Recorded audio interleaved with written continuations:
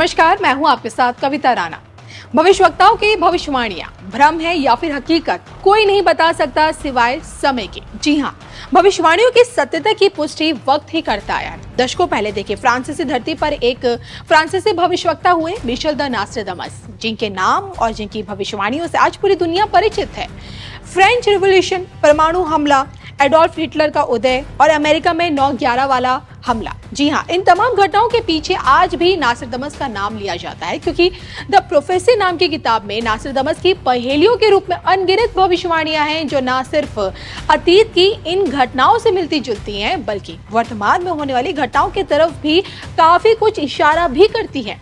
इसी कड़ी में इन दिनों नास्ट्राडामस की एक भविष्यवाणी चर्चा में है। अब की बार विश्व के लगभग 2 अरब मुसलमानों को लेकर नास्ट्राडामस की भविष्यवाणी इस्लामिक दुनिया को डरा रही है।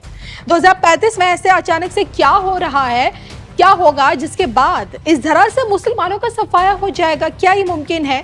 मुस्लिम समाज को लेकर क्या कहते नास्ट्राडामस की भविष्यवाणी, आइए आपको बताते हैं अपनी इस खास रिपोर्ट में। इस्लामिक दुनिया के 2 अरब मुसलमान, 58 मुस्लिम देशों की इस्लामिक दुनिया, बांग्लादेश के बाद आई इंडोनेशिया की बारी। साल 2035 में मचने वाली है कैसी तबाही? सत्यता की ओर बढ़ती नास्ट्राडामस की भविष्यवाणी। इस्लाम, इस्लामिक दुनिया और मुसलमानों को लेकर नास्ट्राडामस की भविष्यवाणियां इस बात का संकेत देती हैं कि एक समय ऐसा आएगा जब मुस्लिम समाज के लोग आपस में ही लड़ मरेंगे, यानी कि मुस्लिम समाज के लोग एक दूसरे के खिलाफ हो जाएंगे और दुनिया भर में अपना नाम बदनाम करेंगे। भविष्य में देखिए, जिन देशों में सूखा रहता है वहां बाढ़ आएगी और जहां पानी बहता है वहां सूखा पड़ेगा।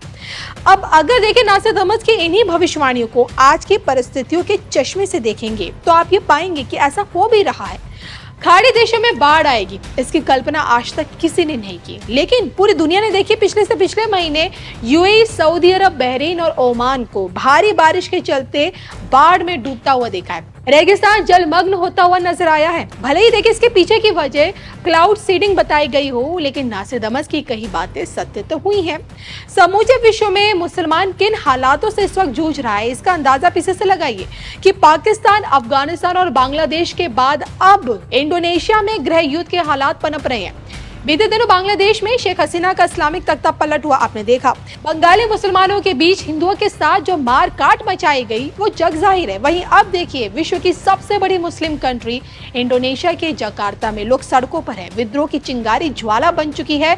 मुल्क के राष्ट्रपति विडोडो अपने छोटे बेटे को राष्ट्रपति पद पर बिठाना चाहते हैं, जबकि नियमों के मुताबिक चुनाव लड़ने की जो न्यूनतम उम्र है वो 30 साल है और बेटा अभी भी 29 साल का, यानी कि 1 साल छोटा, और जिसके चलते वो देश के जनप्रतिनिधि कानून में बदलाव करने की सोच रहे हैं और जिसका विरोध ही मुल्क की मुस्लिम आबादी कर रही है। आलम यह कि इस हिंसक विद्रोह में आगजनी से लेकर पथराव शुरू हो चुका है। अब आपको ये जानकर हैरानी होगी कि जिन मुस्लिम शरणार्थियों को यूरोपीय देशों ने खुले दिल से अपनाया, उनके लिए दुनिया के 58 अरब इस्लामी देशों ने अपने दरवाजे पहले ही बंद कर रखे हैं। जी हाँ, शरणार्थियों को शरण देने के लिए 1991 में जेनेवा शरणार्थी समझौता किया गया, आपको मालूम होगा, जिस पर देखिए 58 अरब इस्लामी देशों ने अब तक हस्ताक्षर नहीं किए हैं। यानी कि जो मुस्लिम शरणार्थी हैं वो यूरोप, अन्य देशों तो जा सकते हैं, लेकिन गल्फ देशों में किसी मुस्लिम देश में नहीं जा सकते हैं। आज के डेट में सबसे ज्यादा मुस्लिम शरणार्थी कहाँ रहते हैं? फ्रांस में। फ्रांस में देखिए 68 लाख के करीब मुसलमान रहते हैं, शरणार्थी मुसलमान। इसके बाद जर्मनी का नंबर आता है, जहां मुस्लिम लोगों की जो संख्या वो 54 लाख के लगभग है। मुस्लिम जनसंख्या के मामले में ब्रिटेन, इटली, नीदरलैंड, स्पेन और स्वीडन का नंबर भी आता है, जो फ्रांस और जर्मनी के बाद आते हैं। ये तमाम देश यूरोपीय हैं और आज इन्हीं देशों में मुसलमानों ने कोहराम भी मचाया हुआ है। फ्रांस देखिए कई दफा इस्लामिक कट्टरता की आग में जल चुका है। आपको याद होगा, मुस्लिम कट्टरपंथियों ने एक फ्रेंच टीचर की हत्या इस कारण की क्योंकि उसने अपनी क्लास में पैगंबर का कार्टून दिखाया था, और इसी के बाद मैक्रो सरकार ने कट्टरपंथियों से सख्ती से निपटा। ना सिर्फ देखिए फ्रांस, बल्कि आतंकियों ने ऑस्ट्रिया की राजधानी वियना को भी निशाना बनाया था। वियना के उस हिस्से में गोलियां बरसाई जो वहां का अमीर वर्ग का इलाका माना जाता था। इसके अलावा देखिए डेनमार्क और स्वीडन जैसे शांति प्रिय देशों में भी मुस्लिम कट्टरपंथियों ने वहां पे भी उन लोगों को त्रस्त करके रखा हुआ है। मिडिल ईस्ट के आतंक से अपनी जान बचाकर डेनमार्क में शरण लिए हुए ये लोग बड़े पैमाने पर यहाँ अब मस्जिदें भी बना रहे हैं। ब्रिटेन में तो देखिए मुस्लिम शरणार्थियों को अब निशाना बनाया जा रहा है। ब्रिटेन की अर्थव्यवस्था में बढ़ते दबाव और महंगाई की वजह से जो ब्रिटेन के जो ब्रिटिश लोग हैं, जो वहाँ के जो स्थानीय लोग हैं, वो मुस्लिम समुदाय का अब जाकर विरोध कर रहे हैं।